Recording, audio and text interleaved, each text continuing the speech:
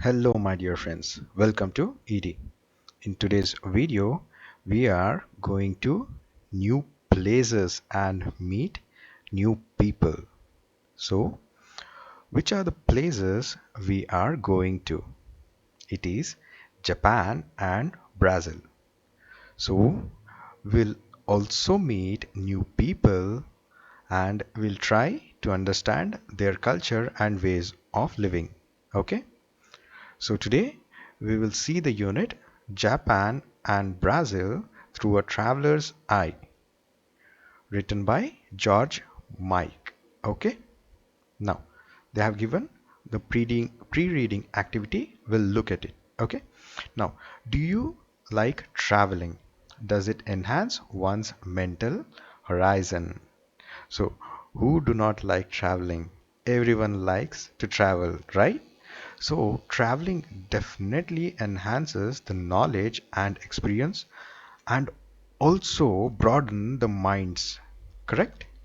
Now, the next question. Which of your our behavior and gestures do you think appears strange to a foreign visitor? Now, so the native people watching to any foreign visitors will be quite strange, correct? As if they are watching an alien from other planet, isn't it? Correct, right? So that is very strange, correct? Now, the third one. Do you think living in a foreign city or visiting a foreign country makes us aware of our own culture? Definitely. We will start feeling the difference in culture and also aware of our country's culture. Correct? So, now we'll start this beautiful travel chapter. Okay? Now, come to next page. The first title, note on travel writing, means it is what is travel writing and how it started. This paragraph, okay, we'll finish it off very quickly. Okay, travel writing is about writing one's experiences of traveling and visiting alien places. Simple, right? What is travel writing? It is writing one's experiences of traveling, simple, and visiting alien places. Now, as a genre of writing, it is as old as 2nd century when travelers to Greece recorded their experience. So, in 2nd century. Now, what is genre? It is one type or one kind of a writing style. Okay, even travel writing is considered as one kind of writing style and which started at 2nd century where few travelers what they did, they went to Greece and recorded, they wrote their experience in the form of diary. Clear? Now, with the invasion of new techniques of navigation and sea voyages means traveling in water, on water, seas, right? Now, during the 9th and 10th centuries, travel writing became popular as more number of people began to explore new places on the globe. Very simple. As the century passed, what happened? The travel writing became popular. More number of people began to explore new places on the globe, means all around the world, from 2nd century to 9th and 10th century. It started becoming popular. Clear? Soon, such trips started getting royal patronage and support. New adventures and voyages even commissioned. Simple. The government started funding. Now, this commission means the government started to give orders and started to support. That is the meaning of royal patronage. The government started to give fund. Now, political activities also started taking the involvement. That is given in the next sentence. Thus, travel writing ceased, means ended, to be just a description of new place born out of curiosity and gained political overturns. Simple. At starting, travel writing was of curiosity and adventure, and later on, when centuries passed, the political activities all took over their access. So now, even after much of, even though times have changed from second century to 21st century, even though times have changed centuries after centuries, but the popularity of travel writing and knowing about travel, exploring new places, that has not been waned, means decreased. The popularity is still there, but the popularities have shifted to TV and internet.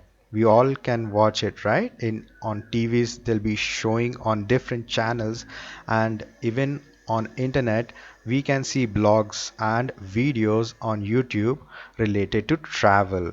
That is why it is told the popularity has not decreased. Okay. Now, the next paragraph. Travel writing has come under serious scholarly study in the past 50 years and has become a part of cultural studies program in many universities. Means in many universities, this travel writing has become a part of education. Very simple. Now, travel writing is no longer viewed as a product of some innocent curiosity or an attempt to understand an alien culture objectively. Rather, these narratives are telling comments on how a culture gets represented by another, and in the process of subtle uphold some cultural values as somehow superior and universal than others. Means nowadays travel writing is just not like a hobby. Now it has become informative. People get information of different places, new places, alien places. The people get information of different cultures and their cultural values, and people can see how cultures how different cultures are unique in their own kind. Clear? Now this was all about what is travel writing and how it started. Clear till here? Now, as I had told at the beginning, first we'll go to Japan, then Brazil. Okay, now Japanese manners means Japan is known for manners. How? We'll see through a traveler eye. Okay, now a quarter of an hour in Japan will convince you that you are among exquisitely well mannered people. Means you are in Japan and you are spending just 15 minutes in Japan, and you will experience and you will observe the people, and you will feel you are among excellently well mannered people. Okay, now people who live on a hopelessly overcrowded island have to respect one another's privacy. Correct? Now, Japan is a country, it is an island country, and it is overcrowded, means the population is more in on that island, and the privacy is very important. That is what the traveler is trying to say. But what did he observe? That is very important. We'll see it. So, what is he saying? People have to respect one another's privacy, or rather, would have to if they had any privacy.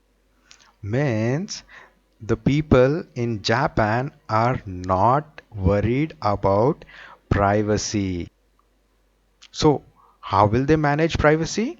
We'll see now. Okay, but they don't. What they don't? The privacy. They don't need that. How they will manage? Like this. So curiosity has a double function. It is a courtesy. So courtesy has a double function. It is courtesy and it is substitute privacy. So first of all, courtesy means politeness, right? Now, politeness and good manners, everything. Now, this courtesy play as a double function in Japan. So how the people manage privacy? They are good mannered people and they are polite. How?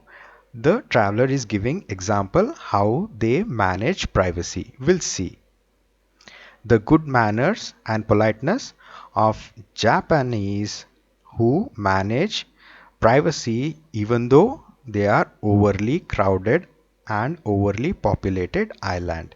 Okay, now the example what the traveler is giving. Take for example the little red telephones in the streets, shops, halls of hotels. The instrument is situated on a table or on a counter. They have no space to spare for booths. Simple. First of all, what is red telephones? These are public calling telephones, landlines. Okay. During old days, there was public telephones. There were no mobile phones, new smartphones, new communication devices. During those days, wired telephones were there.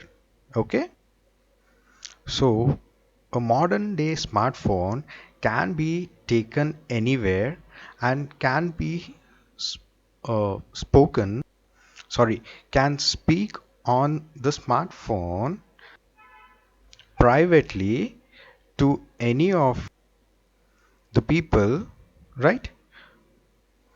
Today, each and every person is having his own smartphone, mobile phone, right? He can talk privately to anyone he wants.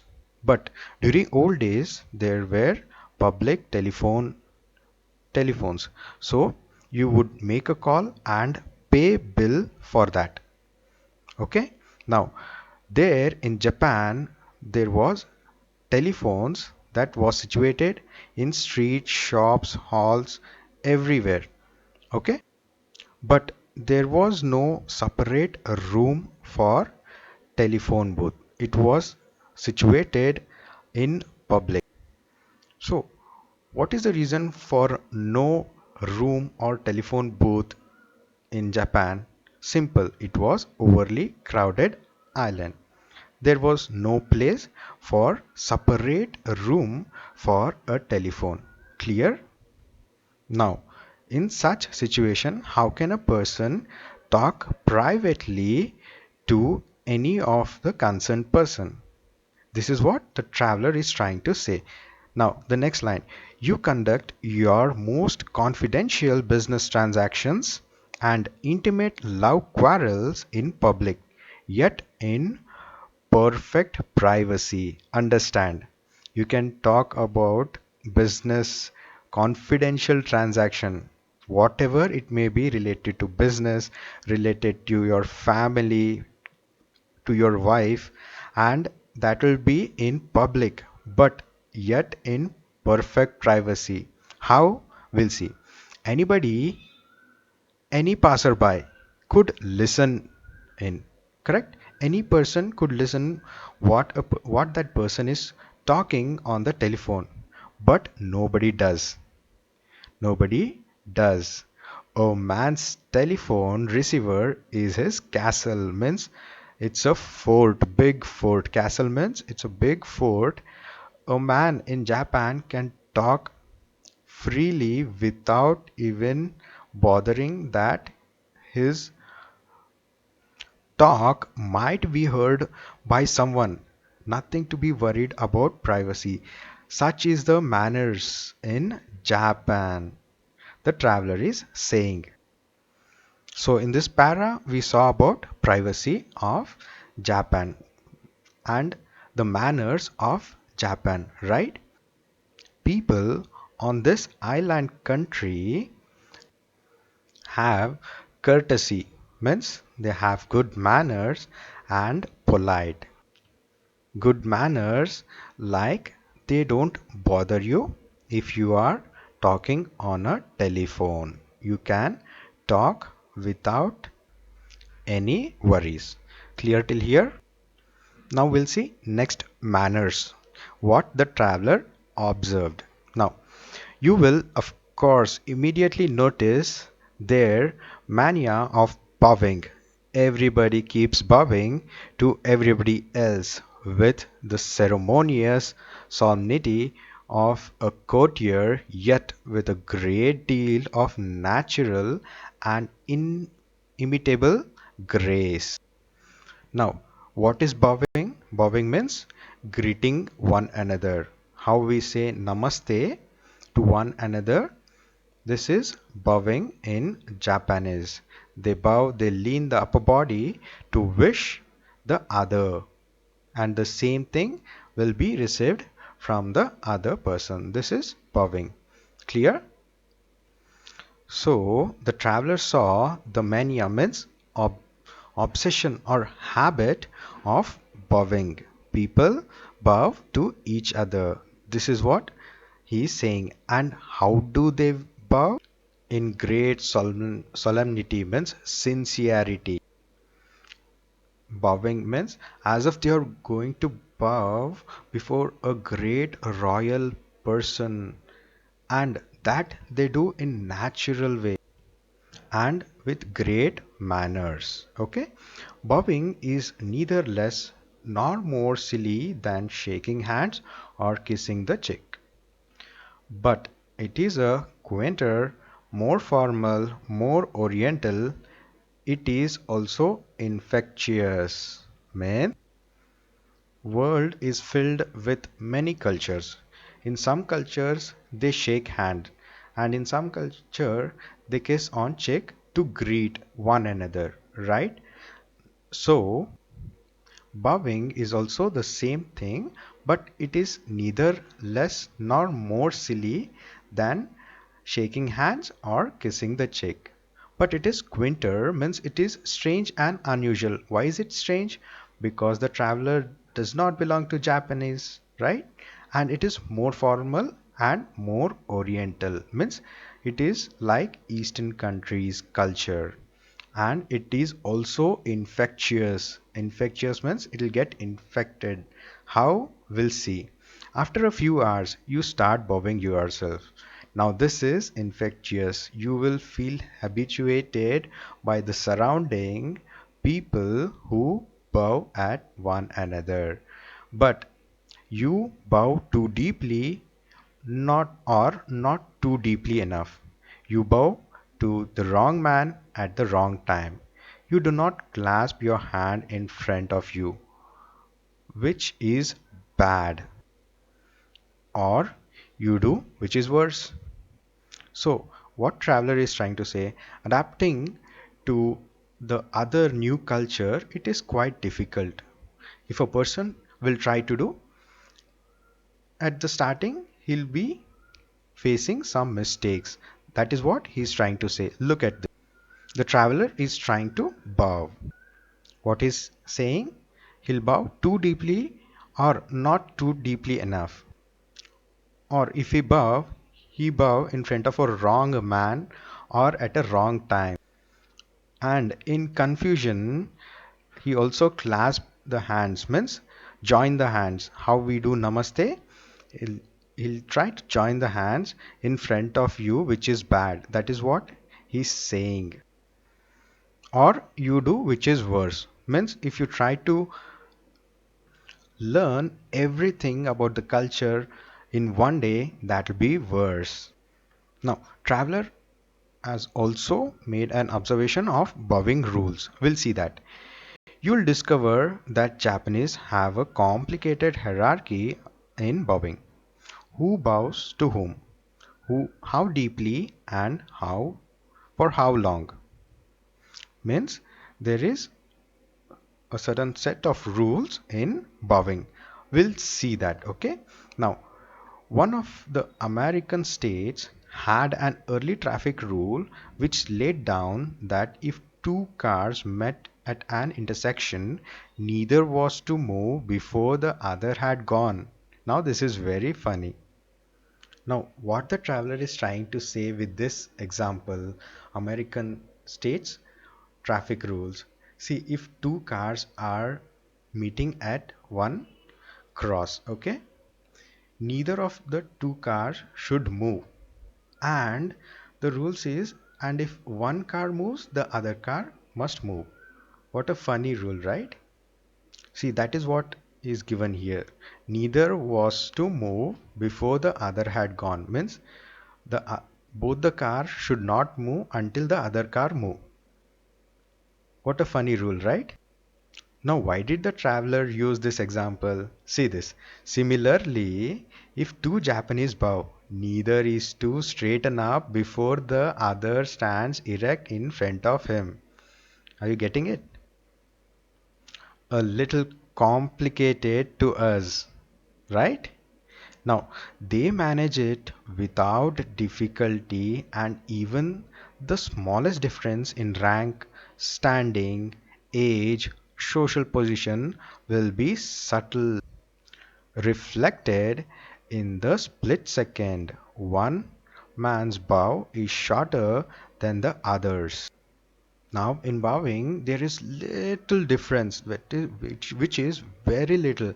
That is why subtle reflected means very small difference can be found in the rules of bowing, which is different based on rank or standing or age or social positions. Clear till here? Now, in many cases, there are clear-cut differences in position and no difficulties. Means, in many cases, the traveler have found the clear difference of bowing rules. He'll give example. Look at this. The basic rules inside the family. The wife bows to her husband. The child bows to his father. Younger brothers to elder brothers. The sister bows to all brothers of whatever age. Understand? So this is the difference, clear cut difference what the traveler found in bowing. I saw babies carried in Japanese style in their mother's back in a clever little saddles. And whenever mother bowed, baby bowed too, somewhat condescendingly from his majestic height. Now we can see this scene here. You can see a mother carrying a baby. If a person is bowing, the mother is also bowing, and along with that, the baby also is bowing in kindness. So this is what the traveler is saying. The baby bowed to somewhat condescendingly means in kindness. From his majestic height means the baby's height. Can you see? Even though from here he bows, that looks so kind, the traveler is saying. Now, clear till here? Let's move. Japanese store employ bowing girls who stand at the top of escalators and whose only duty is bowing. To bow deeply and deferentially to all and sundry.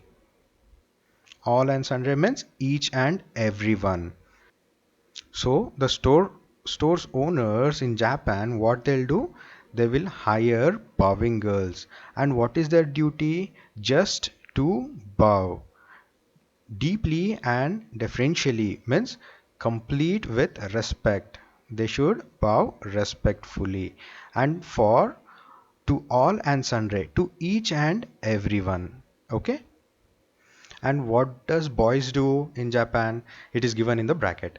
The Japanese equivalent of our page boys who turn revolving doors for us. Means they will be given the duty to open the revolving doors. Okay. Now, on the famous and fast Tokaido line means railway line between Tokyo and Osaka. Two conductors enters the carriage. Carriage means train.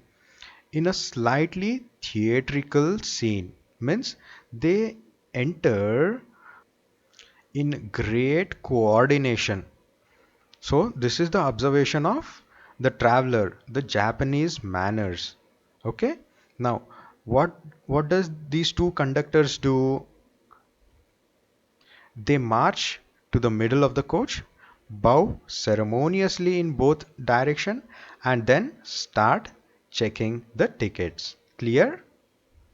The two conductors enters the train, they bow, and all this happens in great coordination, and that will look in good manners. This is what the traveler is trying to say. In one of the parts of Nara. Nara is a forest area kind of place, okay? Now he's saying, the traveler is saying, I met a deer. Okay, he met a deer. Deer means jinke in Kannada. Okay, I bought a pack of food for him, means for that deer. Okay, he came up to me, looked into my eyes, and bowed deeply.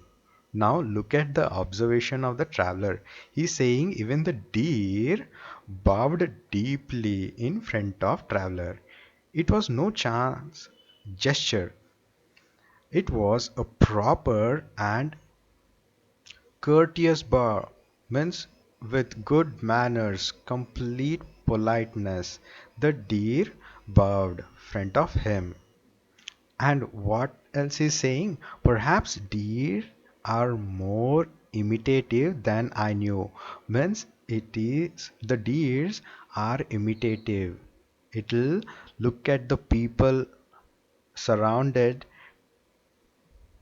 that place and it imitated his feeling. That is what he's saying. See, perhaps if they see people bowing all the time, they get into the habit too. They means the deer. So perhaps if the deers see people bowing all the time, deers get into the habit too. Understanding? Perhaps it is something genetic and is in the blood of Japanese deer. Means he's saying that maybe it may be in the Japanese deer's blood. That is why even deers were bowing. The deer bowed front of me, he's saying. I do not know, but I do know that the deer bowed to me. Simple to say. And later on, what did the deer do? Then jumped at me and snatched the little food bag from my hand. Funny, right? The traveler observed that deer bowed in front of him and jumped at him, took the food bag and ran away. Clear till here? Now, the next paragraph. In this, too, the deer was true Japanese. So, the deer also was true Japanese, he's saying. You can often see people bowing to each other with ceremonious serenity at bus stops. Now, this is very funny. You must enjoy this. It's very simple, okay? See, wherever in Japan, the people will bow. This is what we have understood till now, right? Now, there is a scene in bus stop which traveler wants to say. We'll enjoy this, okay? See, at bus stops also, the Japanese will bow, okay? As soon as the bus arrives, the bowing gentlemen are transformed into savages. Means they will act like uncivilized people. Why do they do that? Simple. They want to get into the bus and to get a seat on the bus. What they'll do? They will rush inside the bus. How do they rush inside the bush? They push each other aside, tread on each other's toes, and show their elbow into each other's stomachs. Means people who were polite and good manners in the bus stop when bus was not yet arrived. As soon as the bus arrived, the people started to enter the bus, pushing each other, stamping on one another's leg, and shove their elbows into each other's stomach. Means they would push their elbows in each other's stomach to enter the bus and get the seat. Elbows means manakai in Kannada. Very funny, right? Now, there is another scene which the traveler wants to share. Even this is funny, which is eating soup. So, eating soup has more dangers than almost anything else. Understand the word dangers? Well, let's see what is the danger while just eating a soup. Okay? When eating soup, you must make a fearful noise. How come? While eating soup, anyone can make fearful noise? Let's see. It is a sign of appreciation. Means making a fearful noise while eating soup. It is a sign of appreciation in Japan. Why? Let's see. If you don't, your hostess will think what an ill-mannered lout. Ill-mannered lout means stupid person.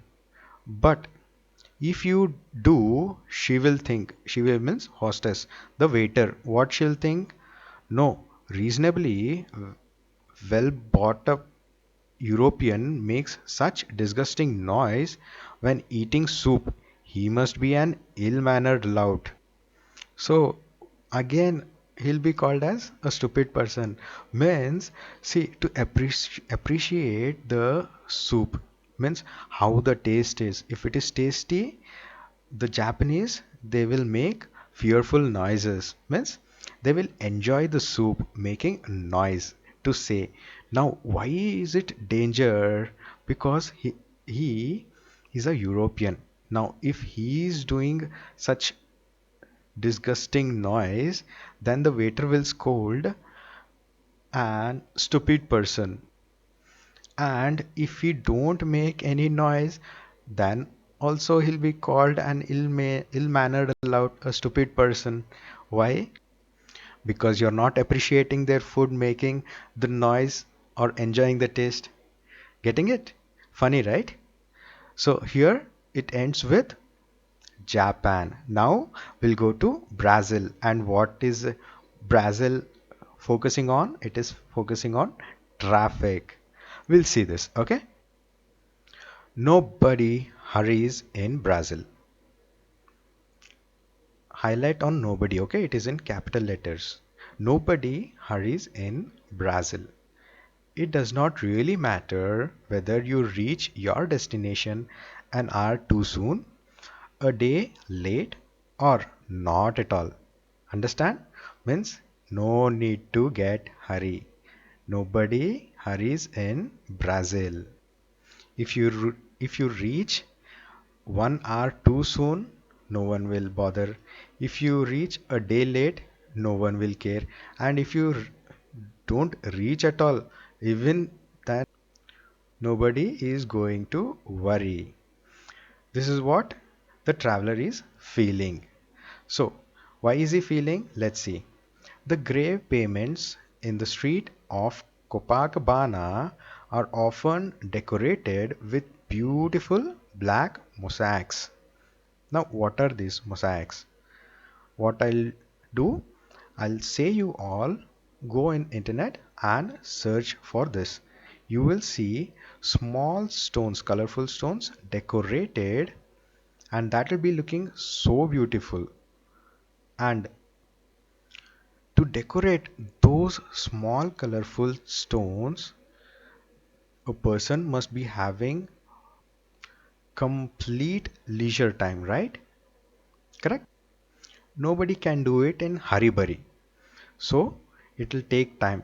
So what I want to say is, just go and do self research on mosaics. What are they? A unique type of decoration. Okay, only people alive to beauty in their surroundings and who have plenty of time for contemplation during their meditative contemplation means great observation. They must have complete peacefulness, plenty of time, and great observation timing. And ambulatory exercise would take the trouble to decorate the pavements they walk on. Ambulatory means walking. Okay, what the traveler is trying to say. People in Copacabana have so much time that they take time to decorate even the pavements, the walking footpath, and they don't have any worries to reach up somewhere and do hurry burry work. They are completely without any worries and having leisure time. Okay, now we'll see the next paragraph. However, now it is a turning point. Okay, now in Copacabana we have seen people who are slow, who prefer walking, who prefer meditation. Okay, now there is a twisting point. However, as soon as these easygoing leisurely characters get a steering wheel, means if these slow walking people get a car, what they'll do, let's see, get a steering wheel in their hands, no speed is fast enough for them. Very simple, they can drive as fast as they can.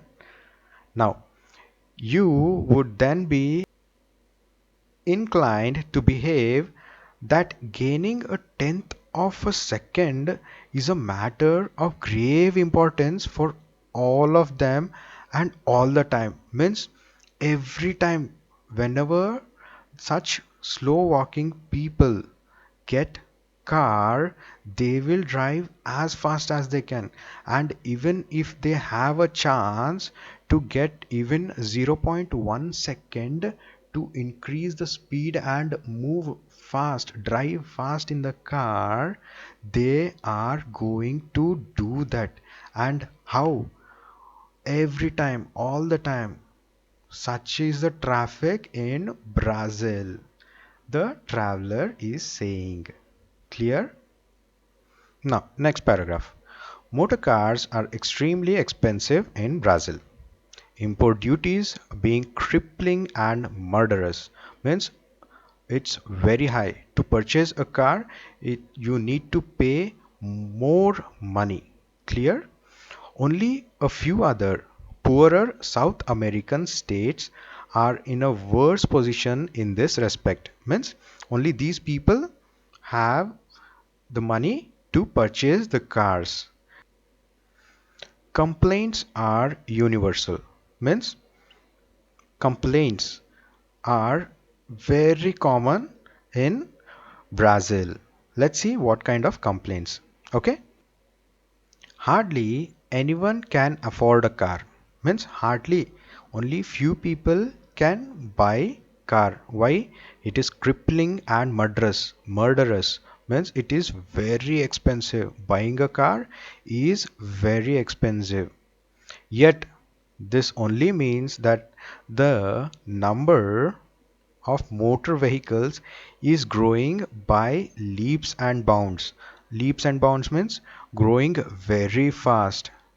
Even though the car's price, the import duties, and the cost of the car is, even though it is high, the number of growing vehicles are very fast. They are leaps and bounds means they are growing very fast, almost as if cars were distributed free of charges to all and sundry. Means each and everyone, the cars, even though it is costly, everyone are buying it, and it is growing very fast, as if the cars are distributed free of charges. Okay, thus the pedestrian's life is becoming more hazardous every day. Pedestrian's life means walker, one who walks on pedestrian. Okay, one who walks on footpath. These people's life is becoming more dangerous. Hazardous means more dangerous. Dangerous every day. Why? Because cars are growing fast.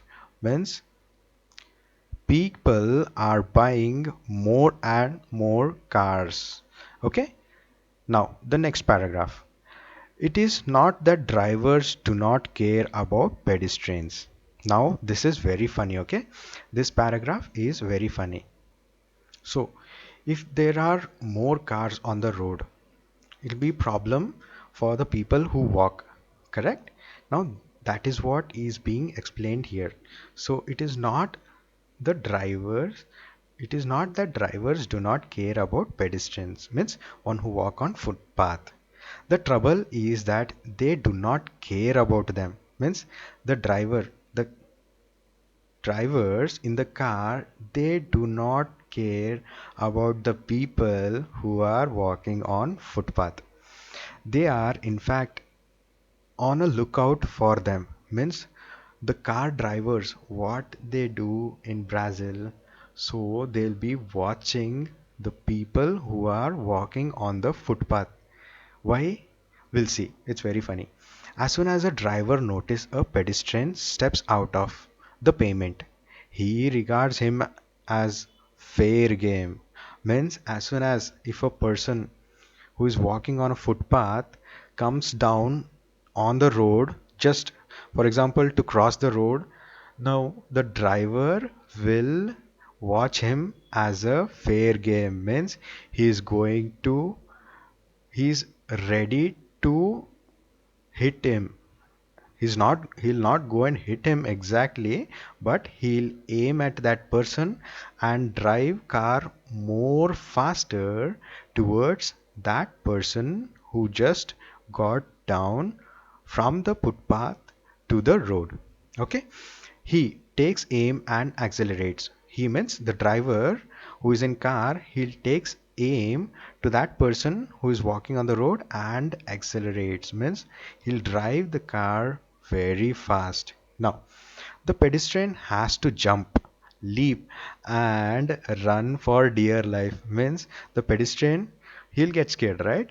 What he'll do, he'll run and reach to the other side, and he'll reach to the footpath. Now, after this, what is the situation between the car driver, and the person on the footpath? Will they be angry? Let's see. He does not resent this in the least. Diver and pedestrian, hunter and prey, smile amicably at each other.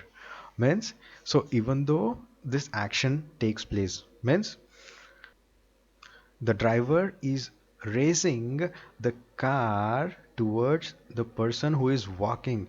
So the walking person, he'll run and reach off to the footpath, and after that that person who was walking and driver, they both will not see in anger, and actually they will see smiling amicably, means friendly. They look at friendly to each other. I win today, you will win tomorrow. In this way they'll be smiling. Means the driver and the person walking, what they'll say to each other, I win today, you will win tomorrow. Very funny, right? Now this is fair enough. And three dots means this is this is continuing in Brazil. Clear till here? Now another situation related to traffic only, Brazil's traffic, what the traveler observed. Okay, now the war between drivers themselves is murderous. Means on the road cars are many, correct? We had seen, right? Cars were many. They are growing fast, leaps and bounds, and almost if cars were distributed free of charges. Means there were many cars on road, and it was not only between the fight between the driver and the person walking, it was a fight between drivers and other drivers also. And how was it? It was murderous. Let's see how is it now. But good tempered means in good manner. Okay, they cut in, they overtake on both sides. They force you to brake violently and commit all the most heinous crime of the road, and 20 times every hour. But they smile at you the same time. There is no anger, no hostility, no mad hooting. Simple, understand? So even on the road also, what how they will be driving, the traveler is saying as if they are going to hit each other, but they will not do that. And they will cut from wherever they want. They will overtake from left, they will overtake from right. They'll be braking unnecessarily, they'll put brake unnecessarily, they'll move fast. And what they will do, they will smile at each other. They will show no anger, no hostility, means un uh, unfriendliness, no mad hooting, means unnecessarily, no honking. They don't blow horn.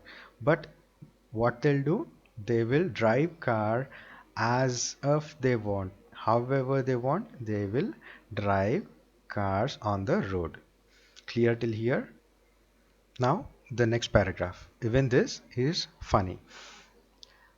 The Avenida Presidencia Vargas is the worst place of all. Now we had seen, right, all the different kind of traffic and funny situation, and now the traveler is saying apart from all that, there is one place which is very worst, and that place is Avenida Presidencia Vargas. We'll see why. You stand there, means at that place, at in that area, you are standing and trying to cross the road. Why? Why you're standing there? You are standing to cross the road and contemplating the truly fascinating problem. Contemplating means thinking about the true problem. Fascinating problem means very interesting problem. Let's see what is the problem on the road. Okay. How can crawling traffic proceed at such terrifying speed? Now, crawling traffic means walking slow. We had seen here, right? In Copacabana, people were very slow, having leisure time. Now, all of a sudden, such slow traffic will move from Copacabana to Avenida Presidencia Vargas, and people there, how they are driving car in terrifying speed. Now, what is the problem here in Avenida Presidencia Vargas? Crossing the road. Now, we'll see. It's very funny, okay? Now, as hour after hour passes without a ray of hope, an auspicious crossing, you may witness a scene. Now, if you wait for even hour after hour, you will not get a chance, a lucky chance to cross the road. This is what saying. See, without a ray of hope of an auspicious crossing. Auspicious crossing means lucky chance to cross the road. Even you stand hour after hour, you are not getting a chance because there are so many cars on the road and how they are driving terrifying speed. Clear? Now, what do you witness in such situation? There is a scene the traveler is trying to explain. Okay, something like this: a man on your side of the Avenida Vargas suddenly catches sight of a friend of his on the other side. Now, the traveler is standing on the one side of the road. in Avenida Vargas. Okay, and beside him there is some random person standing, and he will see on the other side of the road his friend. Okay, that random person will see on the other side of a road a friend of him, and he start waving at him, right? If you see a friend, you'll wave, right? Hi, in that way. He started waving him at the same time, looking completely mystified, means completely confused and surprised. Why? Now listen to this. How on the earth did you get over there? He shouts across, trying to make himself heard above the traffic. Now, what the person is trying to say, he's surprised. Why is he mystified? He's asking, how on the earth did you get over there? Means, how did you cross the road? Because in Avenida Presidencia Vargas, traffic speed is very danger. The people drive the car very fast, and if you wait for hour and hour, you will not get any lucky chance to cross the road, right? So that is the reason, beside this traveler, the person who was standing, he is shouting and asking his friend, how did you cross the road? Now let's listen what the other person is saying. It is the other fellow's turn to be surprised by this naive question. He yelled back. Once he's shouting back, he's talking to his friend. What did he say? How? I was born on this side? Means he was not able to listen due to the continuous traffic sound, and it is very funny. What did the other person listen? He's asking that how I was born on this side, means on the other side of the traffic. It's funny, right? So this come to an end to the travel from Japan and Brazil. Okay. So if you guys have any doubts regarding this unit, you can ask it in the comment section. And if you like my video, please hit the like button, share this video with your friends, and please subscribe to my channel. Meet you guys in my next video. Thank you.